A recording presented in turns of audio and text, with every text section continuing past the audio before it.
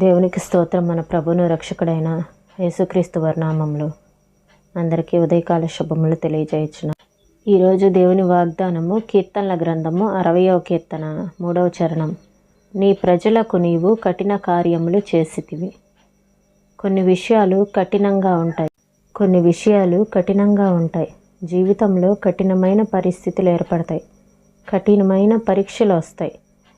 బాహ్య జీవితంలో కఠినమైన పరిస్థితులు వచ్చినా, కష్టాలు వచ్చినా, వ్యక్తిత్వం మాత్రము ఒక వ్యక్తిని ఆ కఠినమైన పరిస్థితులు బాగు చేస్తాయి. కొన్ని విషయాలు కఠినంగా ఉంటాయి అని కీర్తనాకారుడు దేవునితో అన్నందుకు నాకు సంతోషంగా ఉంది. ఇందులో పొరపాటేమీ లేదు. జీవితంలో కఠినమైన విషయాలు ఎన్నో ఉన్నాయి. ఈ మధ్య నాకు ఎవరో అందమైన ఎర్రటి పూలగుత్తి ఇచ్చారు. ఎక్కడివి అని అడిగాను. ఇవి రాళ్లలో పూసిన పూలు, నేల ఏమీ లేని రాళ్లపైనే ఇవి వికసిస్తాయి అని వాళ్ళు చెప్పారు. కఠినమైన పరిస్థితుల్లో దేవుని పుష్పాల గురించి ఆలోచించాను. ఇలాంటి రాతిపూల కోసం ఆయన హృదయంలో గులాబీలపై లేని ఓ ప్రత్యేకమైన వాత్సల్యం ఉందేమోనని నేను అనుకుంటాను. జీవితంలో ఎదురయ్యే పరీక్షలు మనలను కట్టడానికే కానీ పడగొట్టడానికి కాదు.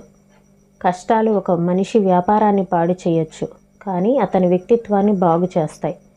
బాహ్య పురుషుడి పాలిట కత్తి దెబ్బ అంతరంగ పురుషునికి ఆశీర్వాద కారణం కావచ్చు.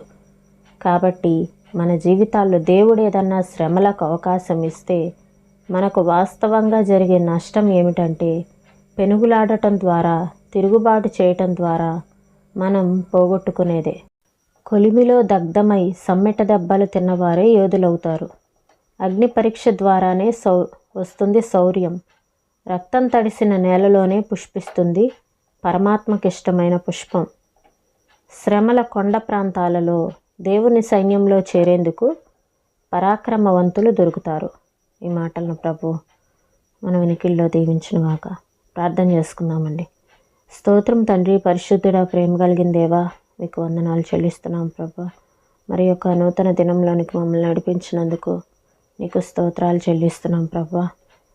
అయ్యా, ఇది నీ ప్రజలకు నీవు కఠిన కార్యములు చేసితివి అని కీర్తనాకారుడు అంటూ ఉన్నాడు. మాకు జీవితంలో కష్టాలు ఎదురైనప్పుడు, కఠినమైన పరిస్థితులు వచ్చినప్పుడు అవి మా వ్యక్తిత్వాన్ని బాగు చేస్తాయి.